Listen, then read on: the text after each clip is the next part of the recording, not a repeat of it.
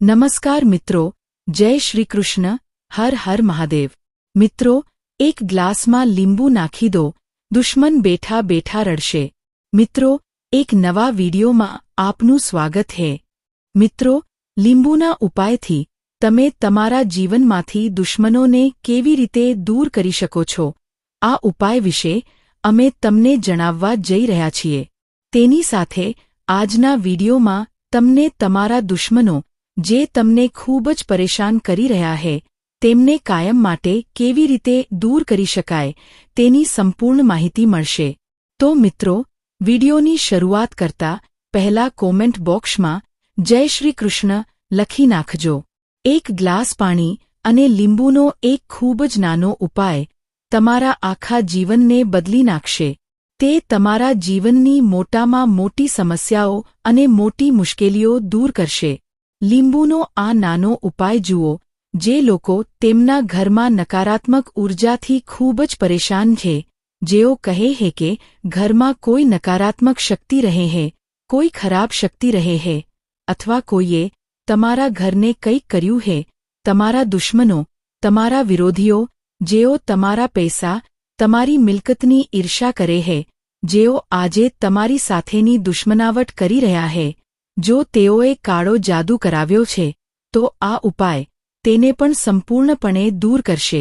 તે ખરાબ નજર પણ દૂર કરશે, કારણ કે ઘણી વખત એવું બને છે કે જેઓ તમારા પૈસા અથવા તમારી સફળતા, તમારી મિલકત, તમારું ઘર, તમારો વ્યવસાયની ઈર્ષા કરે છે, તેઓ તમારા પર પણ ખરાબ નજર રાખે છે અથવા કંઈક એવું કરે છે જેના કારણે ઘરમાં બરબાદી શરૂ થાય છે।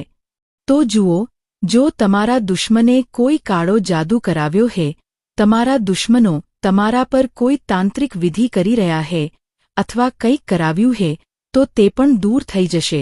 બીજી વાત એ છે કે તમારા ઘરમાં અથવા તમારા વ્યવસાય પર કરવામાં આવેલ કોઈ પણ કાળો જાદુ, તે પણ તરત જ દૂર થઈ જશે। લીંબુ અને કાચથી આ નાનો ઉપાય કરતાં જ તે દૂર થઈ જશે। જુઓ, લીંબુ સામાન્ય નથી। વાસ્તુશાસ્ત્ર હોય કે તંત્રશાસ્ત્ર, લીંબુથી ઉપાય બધામાં કરવામાં આવે છે। લીંબુ ખરાબ નજર પણ દૂર કરે છે અને બધી નકારાત્મકતા પણ દૂર કરે છે। તેની સાથે અમે તમને જણાવી દઈએ કે નકારાત્મક શક્તિઓ, ખરાબ શક્તિઓ લીંબુમાં તેમને શોધવાની શક્તિ છે।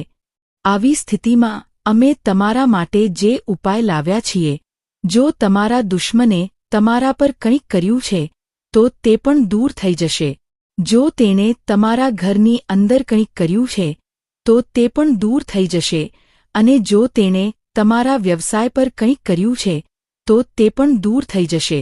કોઈ પણ પુરુષ કે સ્ત્રી આ ઉપાય કરી શકે છે। તમારે ઘરે બેઠા ઉપાય કરવાનો છે। આ ઉપાય કરવા માટે તમારે ક્યાંક જવાની જરૂર નથી। ફક્ત જે લોકો વેપારીઓ, દુકાનદારો કે ઉદ્યોગપતિ છે તે આ ઉપાય તેની સાથે દુકાને કે જ્યાં પણ તે ધંધો કરે છે ત્યાં કરશે। આ ઉપાય કરવા માટે તમારે લીંબુની જરૂર પડશે। તમારે કયા પ્રકારનું લીંબુ લેવું જોઈએ? તમારે એકદમ તાજું લીંબુ લાવવું પડશે। જો તમારી પાસે ઘરે લીંબુ હોય તો તમે તેની સાથે પણ આ ઉપાય કરી શકો છો। હવે જુઓ, આમાં તમે જે લીંબુ લો છો, તમારે અહીં સંપૂર્ણપણે સ્વચ્છ લીંબુ લેવું પડશે। એવું નથી કે તમારે ડાઘવાળું કે ફાટેલું લીંબુ લેવું જોઈએ। તમારે આવું લીંબુ બિલકુલ ન લેવું જોઈએ। તમારે સૂકું લીંબુ પણ ન લેવું જોઈએ। આમાં તમારે એકદમ રસદાર લીંબુ લેવું પડશે। એવું નથી કે તમે રસવાળું લીંબુ લાવશો, હા, પણ એ લીંબુ તાજું હોવું જોઈએ અને સુકાયેલું ન હોવું જોઈએ। તેની અંદર રસ હોવું જોઈએ। તમારે આવું લીંબુ લેવું પડશે। તો જુઓ, આજના વિડીયોમાં હું તમને લીંબુના 2 ઉપાયો જણાવવા જઈ રહ્યો છું। પહેલા હું તમને એક ઉપાય જણાવીશ અને પછી હું તમને બીજો ઉપાય કહીશ। તો ચાલો પહેલા ઉપાય વિશે વાત કરીએ। જુઓ, તમારે એક લીંબુ લાવવાનું છે અને પછી એક ગ્લાસમાં પાણી લેવાનું છે। ફક્ત એક ગ્લાસનો ઉપયોગ કરવાનો છે।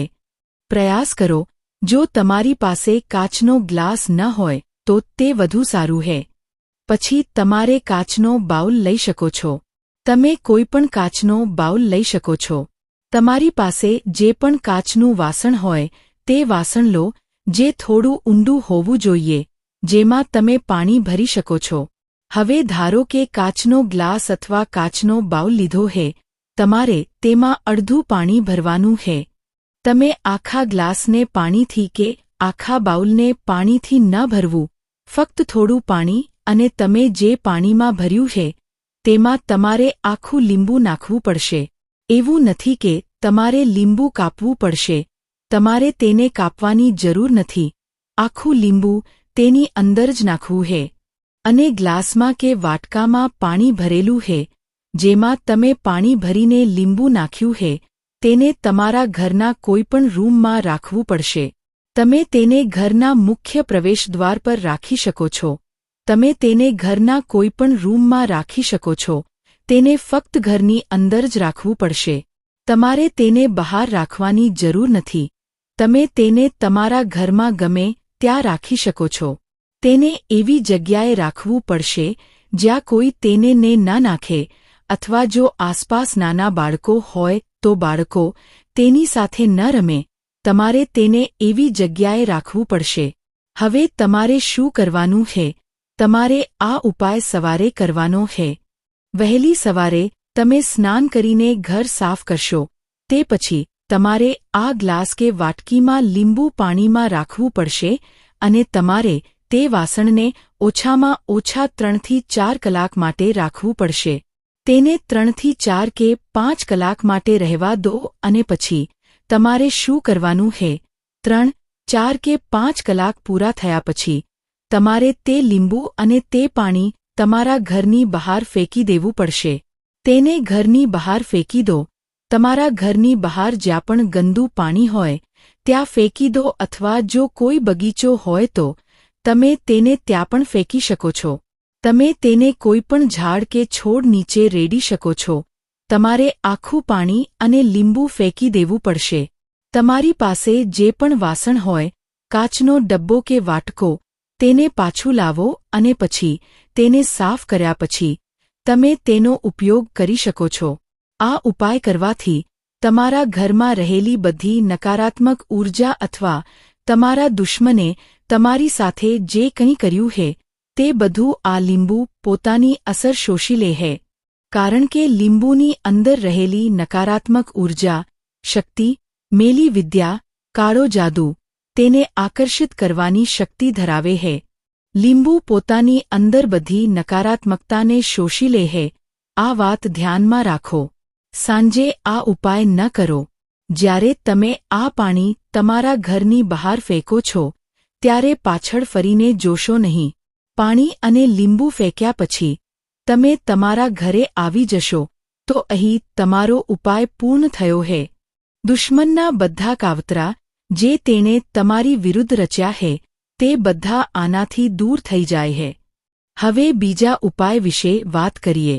જુઓ, આ ઉપાય ખાસ કરીને એવા લોકો માટે છે જેમની બુદ્ધિ બંધાયેલી છે, જેમના પૈસા બંધાયેલા છે, જેમના ધંધા બંધાયેલા છે. એવું કહેવાય છે કે ઉદ્યોગપતિઓ કહે છે કે ધંધો ખૂબ સારો ચાલી રહ્યો હતો, પણ અચાનક ઘણું નુકસાન થઈ ગયું છે. ધંધામાં ઘણું નુકસાન થયું છે. પૈસા અચાનક ઘટી રહ્યા છે અને પૈસાનો બગાડ અચાનક શરૂ થઈ ગયો છે. આવું ઘણી વખત ઘણા લોકો સાથે થાય છે. ઘણા સરળ અને સીધા લોકો વસ્તુઓને જાણતા પણ નથી અને કોઈ પગલાં પણ લેતા નથી, કારણ કે તેઓ આ બાબતો વિશે જાણતા નથી કે દુશ્મન કે ગુપ્ત દુશ્મન પણ કેટલીક ક્રિયાઓ કરાવે છે. એવું નથી કે સરળ અને સામાન્ય લોકો આ બધી બાબતો જાણતા નથી, પરંતુ જો તમારા વ્યવસાયમાં ઘણું નુકસાન થઈ રહ્યું છે, ઘણું પૈસાનું નુકસાન થઈ રહ્યું છે, દેવાની સમસ્યાઓ અચાનક વધી ગઈ છે, તો તમારે હંમેશા પગલાં લેવા જોઈએ. તો જુઓ, તમારે શું કરવાનું છે કે તમારે ફરીથી લીંબુ લેવું પડશે. આ લીંબુ અલગથી લેવામાં આવશે. તેમાં લીંબુનો ઉલ્લેખ હતો. આ લીંબુ અલગ છે. આમાં તમે કોઈપણ પ્રકારનું લીંબુ લઈ શકો છો. તે ફક્ત થોડું રસદાર હોવું જોઈએ. હવે તમે જે લીંબુ લીધું છે તેની સાથે તમારે એક ગ્લાસ પાણી લેવું પડશે અને તમે જે પાણી લો છો તમારે તે પાણી પીવું પડશે. તેથી તમારે સ્વચ્છ પાણી લેવું પડશે. તમે કોઈપણ ગ્લાસ લઈ શકો છો, પછી ભલે તે કાચનો હોય, સ્ટીલનો હોય, પિત્તળનો હોય કે કોઈપણ ધાતુનો હોય, તમે અહીં લઈ શકો છો. ગ્લાસ કે વાટકામાં તમારે ફક્ત પાણી પીવું પડશે. થોડું પાણી લો, જેટલું તમે પી શકો, વધારે પાણી નહીં. તમે જેટલું પી શકો તેટલું પાણી લેવું પડશે. તમે જે પણ લીંબુ લીધું છે તેને કાપીને પાણીમાં નીચોવીને તમારે તે પાણી પીવું પડશે. જો તમારી અંદર કોઈ નકારાત્મક ઊર્જા હોય અથવા દુશ્મનનો કોઈ દુષ્ટ જાદુ તમારા પર થયો હોય, તમારા પૈસા, તમારા વ્યવસાય, તમારી બુદ્ધિ સાથે જોડાયેલી દરેક વસ્તુ દૂર થઈ જશે. જુઓ, જ્યારે લીંબુ બહારથી આટલી બધી નકારાત્મક ઊર્જા દૂર કરી શકે છે, તો કલ્પના કરો કે કોઈએ તમારા પર જાદુ કર્યો હોય અને જો તમે લીંબુને પાણી દ્વારા તમારા શરીરની અંદર લઈ જાવ તો તે કેટલી ઝડપથી કામ કરશે. બધી મેલી વિદ્યા, કાળો જાદુ, તાંત્રિક પ્રવૃત્તિઓ બધું જ દૂર થઈ જશે. જ્યારે તમે આ ઉપાય કરો છો, શુક્રવારે આ ઉપાય ન કરો, ગુરુવારે ન કરો. બાકીના સમયમાં તમે આ ઉપાય કોઈપણ દિવસે કરી શકો છો. પહેલો ઉપાય પણ શુક્રવાર અને ગુરુવારે છોડી દેવાનો પ્રયાસ કરો. તેને 2 દિવસ માટે છોડી દો. બાકીના સમયે તમે તે કોઈપણ દિવસે કરી શકો છો. તો જુઓ, આ લીંબુ જે તમે પાણીમાં નાખીને પીશો, તમે આ લીંબુ કોઈપણ સમયે કરી શકો છો. તમારે ઉપાય ફક્ત 2 થી 3 વખત કરવો પડશે અને તમે તમારા પોતાના જીવનમાં તેનો ચમત્કાર જોશો.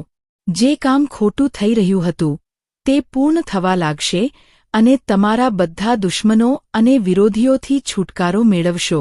આ એક નાનો ઉપાય છે, પણ જીવનની મોટી સમસ્યાઓ દૂર કરશે. મિત્રો, ખાસ નોંધ, મિત્રો, ધર્મને લગતો આ આર્ટિકલ માત્ર અલગ અલગ મળતી માહિતીને આધારિત છે, નહીં કે તમે તેને સત્ય જ માની લો, કારણ કે ધર્મ દરેકની આસ્થાનો વિષય છે. આથી અહીં આપવામાં આવેલી માહિતી જાણકારીને અનુસરતા પહેલા ધર્મ કે શાસ્ત્ર આધારિત જ્ઞાન ધરાવનારા વિદ્વાનોની સલાહ લેવી અત્યાવશ્યક રહેશે. નહીં તો કોઈ મુશ્કેલી સર્જાય તો જવાબદારી અમારી નહીં રહે, કારણ કે આ આર્ટિકલ ફક્ત ન્યૂઝના હેતુસર પબ્લિશ કરવામાં આવ્યો છે. મિત્રો, તમને અમારો આજનો વિડિયો કેવો લાગ્યો તે અમને કોમેન્ટ કરીને જણાવો. જો તમને અમારો વિડિયો પસંદ આવ્યો હોય તો વિડિયોને લાઇક કરી કોમેન્ટ બોક્સમાં જય માં લક્ષ્મી અવશ્ય લખો. વિડિયોના અંત સુધી સાથે રહેવા બદલ આભાર.